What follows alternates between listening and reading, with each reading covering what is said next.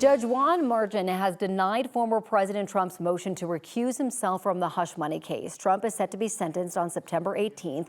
He was convicted in May of falsifying business records tied to payments to conceal an alleged affair with Stormy Daniels. Joining me this morning to discuss this further is 9 News legal expert Whitney Traylor. Good morning. Good morning to you. Always nice to see you. Thank you. So, Whitney, the judge has signaled that, quote, come hell or high water, he intends to sentence Trump on September 18th. Is there any political influence here?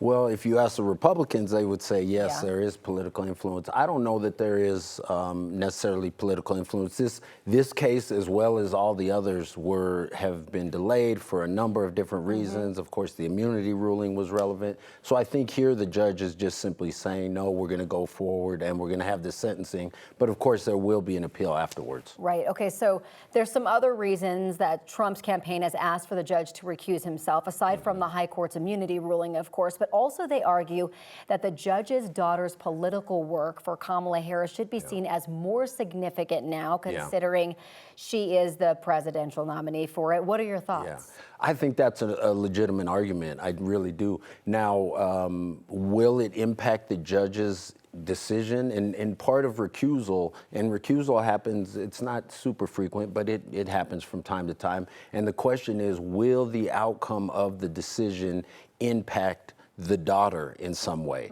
So will it have some influence? So there's an argument. I don't think they've already tried to get the judge to recuse himself, and he has not done so. I don't think he will recuse himself, but it's definitely a viable legal argument for sure. So what do you think happens from here? Do you think that he will eventually recuse himself before September 18th? What do you think happens? No, I don't think so at this point. I mean, it is a more relevant argument now that Kamala Harris is the presumptive nominee, but the argument is still the same. Hey, your daughter has been working on this campaign. This could have an influence on the outcome. So whether I don't think there'll be recusal. I think there'll be the sentencing on September 18th, and then I think the Trump team will appeal that for that reason. Hey, the judge should have recused himself and he didn't, and so that's an error of law. And I think on the immunity ruling, because the immunity ruling says a president's official acts can't be used against him, and Alvin Bragg, the prosecutor in New York, definitely used some official acts in the prosecution. So I think that's actually going to be a stronger argument on appeal. If this judge did recuse himself, what happens then? Yeah, that's a great question. What would happen is another judge would actually end up taking the case and would have to do the sentencing as well. So it wouldn't be a get out of jail free card. It would actually be someone else taking the case over, and they wouldn't go back and reverse the ruling. They would then go forward with the sentencing.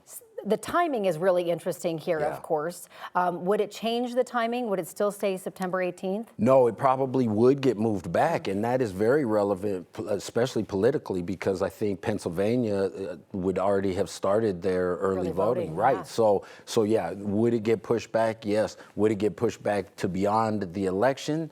That's possible. And of course, that's the Trump team in all of these cases recently over the past 2 or 3 months. They've had a lot of home runs. They've gotten a lot of good rulings. And their goal, their strategy is to push everything back, hoping that he wins and he can give himself immunity. Right. Very interesting conversation. As always, thanks so much for coming in, Whitney. Good to be here. Let's get a check the